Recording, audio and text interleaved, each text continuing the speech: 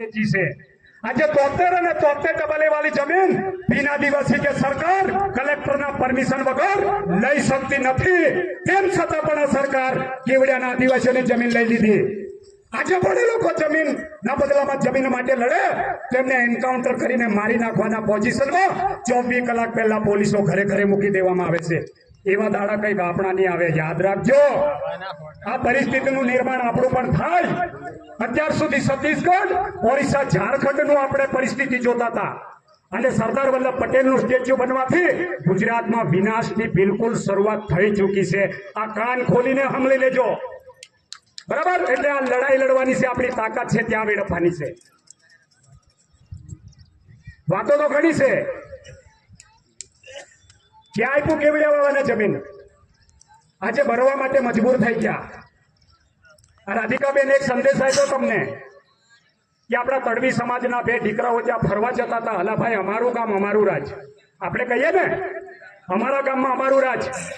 એ કેવડિયા કોલોનીની અંદર આપણા તડવી સમાજના આદિવાસી દીકરાઓને હારું મારું બે રહમી રીતના માર નાખે અને આટલો મોટો સમાજ ચૂપચાપ બેહી રહી। આનાથી માય કાંગલા કોઈ ના કહેવાય। આપણા લોકો માતાજીથી લડવું પડે, કેવડિયા જવું પડે। કહીએ આપણે મોટી વાતો કરીએ, કઈ લડાઈની વાતો કરીએ। ભાઈ શ્રી ચેતરભાઈ લડે છે ને સમર્થન આપવું જોઈએ। એ સાચી લડાઈ લડે છે સમાજ માટે। પાર્ટીનો જે એમએલએ હોય છે પણ સમાજનો અવાજ છે ને, તો બીજા કેમ એમએલએ એમપી આપણા નથી બોલતા? કઈ ગયા? શું એમની ફરજ નથી? એમને લોકોએ વોટ નથી આપ્યો? કેમ ચેતરભાઈ એટલો લડે? આપણા માટે દુઃખદ બાબત છે। એવી ઘટનાઓ એક નથી, આ બેને માર્યા। છત્તીસગઢ, ઓરિસ્સા, ઝારખંડમાં 2004 ની અંદર છત્તીસગઢમાં 90,000 આદિવાસીઓનો નરસંહાર કર્યો હતો। આપ જાણો છો? કેટલા જાણો છો? 90,000 આદિવાસીઓનો નરસંહાર કરવામાં આવ્યો હતો। એની ક્યારે કોઈ નોંધ લીધી છે? સાચો ઇતિહાસ જાણો તો તમારામાં લોહી ઉકળે, અને જ્યાં સુધી સાચો ઇતિહાસ તમે નહીં જાણો ને ત્યાં સુધી લોહી ક્યારે નહીં ઉકળે। અને લડાઈ લડવાની ક્ષમતા રાખો। આજે સમાજ છે, કાલે સમાજ નહીં હોઈ શકે। આ પરિસ્થિતિ છે, લડવું પડે ને। હાજલું લડવાની વાત કરવાનું અમુક આગેવાની લેવા તૈયાર છે। જેટલા હાથ ઊંચા કરો જોઈએ, હાથની લડાઈ લડવી હોય તો, બાકી આવી લડાઈ નહીં ચાલે। તો પાછલી પેઢી બેઠી છે ડોહાઓ। આ સરકારો આદિવાસીઓની જમીન હડપતી હતી ત્યારે તમે લોકો શું કરતા હતા? કાં હુઈ ગયેલા ડોહા? કરી તમને આવતા મારી રાંટ પટવાઠે, જતા પટવાઠે આ લખી આલું તમને મેં, કારણ કે એમનો પરિસ્થિતિ બહુ ખરાબ આવવાની છે। આ હકીકત છે, બરાબર? આ વિકાસના નામ પર ઉમરગામથી અંબાજી સુધી જેને ટ્રાઇબલ બેલ્ટ કહેવામાં આવે અને 14 જિલ્લાની અંદર 29 જાતિમાં વેચાયેલો આદિવાસી સમાજ અને ગુજરાતની અંદર 1,25,00,000 આદિવાસીઓ છે। આજે આપણે 30મો વિશ્વ આદિવાસી દિવસ ઉજવીએ। યુનાઇટેડ નેશને 1992માં એની ઘોષણા કરી, વિધિવત 1994માં એને ઉજવણી શરૂઆત થઈ। સરકારી કેલેન્ડરમાં સરકારને અક્કલ છે કે એને વિશ્વ આદિવાસી દિવસને જાહેર રજા તરીકે આપણે ઘોષિત કરીએ? આટલો મોટો સમાજ, આટલો મોટો વર્ગ અને આદિવાસી વિશ્વ આદિવાસી દિવસને સરકારી કેલેન્ડરમાં જાહેર રજા ઘોષિત ના કરે તો એ કેટલી કમનસીબ છે આપણા માટે। દુઃખદ બાબત છે ને? આ કરવું જોઈએ ને? કેમ આદિવાસીઓની નોંધ નથી લેવામાં આવતી? આ તો પેલું દેખાદેખમાં કરે। આદિવાસી વિચારધારા વાળા એથાની થવાય એટલે આપણે કઈક એમને ડાયવર્ટ કરી રાખીએ અને ડાયવર્ટ કરીને એમને પકડી રાખવાનું અને દેખાદેખમાં ધંધો કરી લેવાનો, વોટ બેંકની રાજનીતિ। એટલા માટે આ ગવર્મેન્ટના કાર્યક્રમો થાય।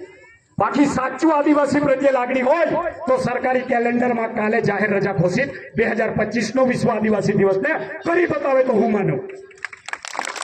યાર, એમને કા લોકોના રૂપિયા વાપરવાના? ટ્રાઇબલનું બજેટ જ ફાળવવાનું ને। 1 કરોડનો ખર્ચો થતો હોય તો 2 ને ફાળવવાનું, 2 1 ને વેચી ખાઈ જવાનું, 1 ખર્ચી દેવાનું ટ્રાઇબલનું બજેટ। આ જ એમના ધંધા। બાકી મરદાનગી હોય તો અહીંયા આવીને બતાવે નેતા, એમએલએ, એમપીઓ, તાકાત હોય તો, બરાબર છે? ખોટું નહીં લાગે, મેં સાચું બોલવા વાળો, નડવા વાળો કયો ને, અને કરીને બતાવેલો ફરફલાને નાખેલા હશે તેવીઓ છે, એવો જેવો તેવો છે એમને, બરાબર? આ બોલું એટલું કરીને દેખાડું, ટેકો નહીં આવતા, બાકી હું બરાબર? એટલે આ ખનીજ પણ કાઢશે, તમને અહીંથી ઉજાડશે, પણ તમારી જમીન મિલકત બધું લઈ લેશે અને તમને રખડતા ભટકતા પણ કરશે. એ વાત પણ સાચી છે. કારણ કે તમે ભૂતકાળ પર તમે આંખ ઉઠાઈને જોઈ લો. છત્તીસગઢ, ઓડિશા, ઝારખંડ અને મિત્ર લડાઈ છે દેશ અને દુનિયાની અંદર, તો જમીનની લડાઈ છે. આપણા મહાપુરુષો બિરસા મુંડા 14 વર્ષની ઉંમરમાં અંગ્રેજો સામે નહીં, પણ આ દેશના ગુલામ રાજાઓ જે આદિવાસીઓની જમીન હડપતા હતા એ એમની સામેની લડાઈ હતી. અને લડાઈ લડતા લડતા 25 વર્ષની ઉંમરમાં દેશ આ સમાજ માટે જેને આહુતિ અને બલિદાન આપી દીધું, એને પણ એક રાજ્ય બીજું આપતા હતા અંગ્રેજો અને જમીનદારો. એ બિરસા મુંડા તારી લડાઈ બંધ કરી નાખ, તને એક આખું રાજ્ય આપી દઈએ. મને બંધો ક્યારે કોમ્પ્રોમાઇઝ કે સેટિંગ નથી કર્યું. અરે મરવાનું પસંદ કરું, પણ મારા સમાજ માટે હું ગદ્દારી નહીં કરું. એમ કરીને લડીને 25 વર્ષની ઉંમરમાં એ લડાઈ લડીને મરી ગયા. તેના બદોલત આ તમે ગામ તલે ઠગરા તલે જમીન ખાલી પઠા ને તે પૂર્વજોની લડાઈમાં લીધે છે. આ બધા નેતાઓને બધા સંગઠનો વાળા સેટિંગ કરે એવું એવી સેટિંગ કરી લેવા હોય તો મારી રાંટ આજે રાજો હો તેના વંશ પાછળ જીવતા ખરા. આ હકીકત છે. એટલે સેટિંગ હેટિંગ નહીં, લડાઈ લડવાની તાકાત રાખો. જેટલી મૂસો ચડાવો છો ને મૂસમાં તાકાત રાખો. બરાબર? બાકી અમે નહીં સમેલ હો. આટલો મોટો વસ્તી છે આપણા છોટાઉદેપુર જિલ્લામાં.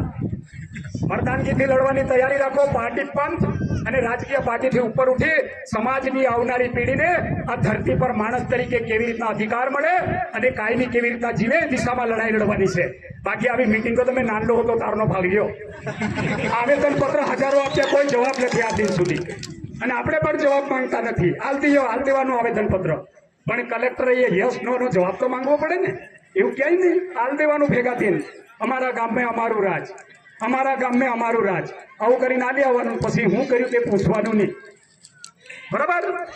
એટલે સાદી ઠોકીને બહાર નકલો અને અવરનેસ લાવો, યુનિટી લાવો અને મર્દાનગીથી લડાઈ લડવાની તાકાત રાખો. બરાબર? બાકી મને ખબર છે 1952માં ભારતની અંદર પ્રથમ જમીનનું સર્વે કરવામાં આવેલું ત્યારે આખા દેશની અંદર આદિવાસીઓ જોડે 63% જમીન હતી. કેટલી?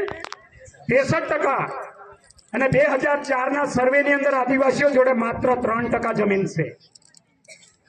60% જમીન કોઈ ખાઈ ગઈ, ગાંધીનગર ને દિલ્હી વાળાની ગાય ખાઈ ગઈ લાગે. 60% જમીન ખાઈ ગઈ આપણી. કોણ લઈ ગયું? ગાય ખાઈ ગઈ. હે? આ વિકાસના નામ પર આદિવાસીઓની જમીન પર ડેમોના નામ પર આદિવાસીઓનો ભોગ લેવાનો. બેગડાબેને કીધું ભારતમાલા પ્રોજેક્ટમાં છોટાઉદેપુર જિલ્લાના 69 ગામડાના લોકોની જમીન જાય છે. કોઈ બોલે છે આમાંથી? તૈયાર કોઈ બોલવા વાળા છે? જેમ ઉદયપુર વાળા ના જાય પણ આપણા ભાષુડી નહીં જતી. કાલે આપણી જાય તો આપણી પડખે કોઈ ઉભો રહે? આ નર્મદા ડેમ 1961માં બનાવ્યો, ખાતમુહૂર્ત કર્યું. 1993-94માં ડેમના કામની શરૂઆત થઈ ગુજરાતના મુખ્યમંત્રી ચીમનભાઈ પટેલના શાસનમાં. તેમાં મધ્યપ્રદેશ, મહારાષ્ટ્ર અને ગુજરાતના આદિવાસી લોકોએ ભોગ આપ્યો. 65% વિસ્થાપિત જાહેર કર્યા. 32% લોકોને વિસ્થાપિત તરીકે જમીન આપી. 33% લોકોને ટાપુ વિસ્તાર ગણીને જમીનનો એક ટુકડો નથી આપ્યો. અને જેમની હાઈટ વધારી ત્યારે 33% લોકોની જમીન પણ ડુબાણમાં ગઈ. આજે પણ એક ટુકડો જમીનનો મળ્યો નથી. આજે પણ આ લોકો સંઘર્ષ કરે. જ્યારે મુરબ્બી મેઘાબેન પાટકર એને સવાલ કર્યો ભારત સરકારને કે 33% લોકોને તમે ટાપુ વિસ્તારમાં જે ગણ્યા એને તમે ડેમ ઊંચાઈ વધારવાથી પાણી વધારે ભરાશે તો એ ટાપુ વિસ્તાર પણ ડુબાણમાં જશે. તેના માટે પહેલી વૈકલ્પિક જગ્યા નક્કી કરો અને પુનર્વસવાટ તરીકે જમીન આપો, પછી તમે ડેમના હાઈટની વધારો. અમે ડિમાન્ડ કરી સરકાર સમક્ષ, પણ સરકારે તને મને કીધું મેઘા પાટકર નર્મદા બંધના વિરોધી.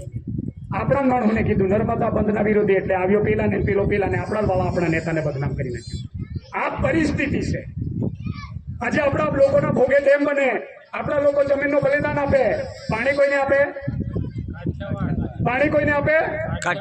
સૌરાષ્ટ્ર ને કચ્છ વાળા એક ટુકડો જમીનનો ભોગ નથી આપ્યો. એમને પાણી કયા હેતુથી આપ્યું? કયો હેતુ હતો ખબર? પીવાનો હેતુ બતાવ્યો. સૌરાષ્ટ્ર અને કચ્છ વાળાને અમે પીવાના હેતુથી પાણી આપીએ. અને આપ સૌ જાણો છો અત્યારે શું થાય છે ત્યાં?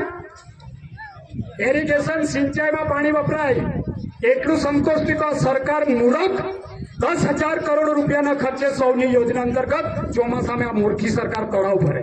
શું કરે? તળાવો ચોમાસામાં ભરે છે ભાઈ. આ પરિસ્થિતિ છે. ના, સાચું તો કેવું પડે, ભલે ખોટું લાગતું હોય, પણ વાસ્તવિકતા બી કહીએ ને ત્યાં સુધી જાગૃતતા નહીં આવે. મેં કોઈ રાજકીય પાર્ટી વિરોધ નથી. જે સિસ્ટમ ખોટી છે, સિસ્ટમની જે કરણી કથણી ખોટી છે એ વાત કરવી પડે. બાકી હું કોઈ ભાજપનો વિરોધી નથી, પણ ભાજપે ગુજરાતમાં 28 વર્ષથી પહેર્યું આપણા પર એવું રાજ કરે અને એના લીધે તમે અહીંયા ભેગા થઈ રહ્યા કે વાત તો કરવી પડે ને. એનું બરાબર છે ને? બરાબર. આપ સૌ મને શાંતિથી સાંભળ્યો એ બદલ હું તમારો તહેદિલથી આભાર. સૂત્ર બોલાડીશ. अभी तो अंगड़ाई है, अभी तो अंगड़ाई है, लड़ाई अभी बाकी है, अभी तो अंगड़ाई है, लड़ाई अभी बाकी है। जय जोहर का नारा है, भारत देश हमारा है, जय जोहर का नारा है, भारत देश हमारा है।